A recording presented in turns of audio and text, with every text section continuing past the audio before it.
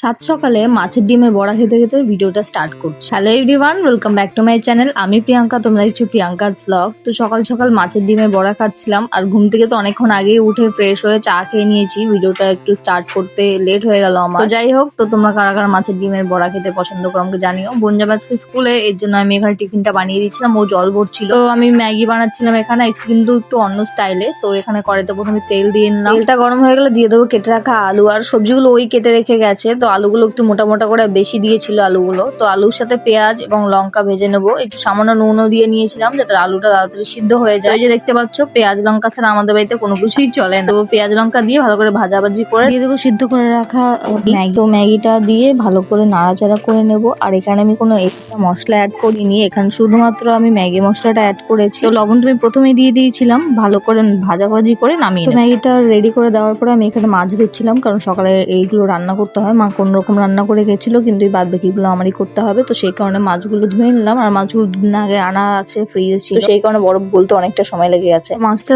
ধুয়ে একেবারে একটু সকালে আমি একটু খাওয়া দাওয়া করে নিলাম। যে ম্যাগিটা বানিয়েছিলাম টিফিন, ওকে টিফিন প্যাক করে দিয়ে বাকিটা আমি নিজে খেয়ে নিলাম। তারপরে মাছ ভাজাভাজি শুরু করে দিয়েছি আমি, লবণ হলুদ মাখিয়ে মাছটা এপিট ওপিট করে ভালো করে ভেজে নেবো আমি। তারপরে এখানে রান্না বসিয়ে দিয়েছি আমি।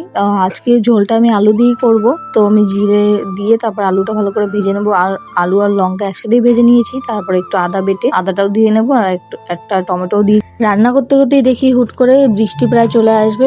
আকাশটা মেঘলা মেঘলা হয়ে গেছে, তাই তাড়াতাড়ি শুকনো জামা কাপড়গুলো আমি তুলে নিচ্ছি। আর বাড়িতে কেউ না থাকলে এই একটা সমস্যা হয়, রান্না, জল ভরা, জামা কাপড় তোলার প্রচন্ড অসুবিধা হয়ে যায় আমার সব কাজ একসাথে করতে। এদিকে তরকারিটাও প্রায় হয়ে গেছে, জল ঢেলে নিলাম। রান্নার আগে কিছু গুঁড়ো গোটা মশলা আমি ভেজে রেখেছিলাম, সেগুলোর সাথেই লঙ্কাটা আমি একসাথে বেটে তারপর তরকারিতে দিয়ে নেবো। তো বাটার পরে তরকারিটা হয়ে গেলে না, তারপরে কিছুক্ষণ এডিটিং এর কাজ ছিল, সেগুলো কমপ্লিট করে নিলাম। দেখতে পাচ্ছ মুখটা একটু কেমন লাগছে, মুখ চোখ আমি ধুয়েই চলে এসেছি, কারণ টানা রান্না করছিলাম। তো সেই কারণে অনেকটা শরীরটা অসুস্থ লাগছিল, আর জামা কাপড় ঘরের ভিতর দিয়ে মেলে দিয়েছি আমি। তো দুপুরবেলা আমি এখানে খেতে বসে পড়েছি। মা সকালে লতি দিয়ে মাছের ডিম দিয়ে একটা রান্না করেছিল, তারপরে আমি মাছের ঝোল করেছিলাম। যেহেতু আমি ঝোলের মাছ খাই না, তো আমার জন্য একটা ভাজা মাছ আমি তুলে রেখেছিলাম আলাদা। সন্ধ্যেবেলা খেয়ে নিলাম একটু চা বিস্কুট। তো এটা আমার সন্ধ্যাবেলা না খেলেই চলে না। তারপরে বোন এখানে বানিয়েছিল চাউমিন, আর বাড়িতে কিছু লোক ছিল, সেই কারণে আর ভিডিওটা বেশি কন্টিনিউ করতে পারিনি। ভিডিওটা এই পর্যন্ত, ভালো লাগলে লাইক করে দিও।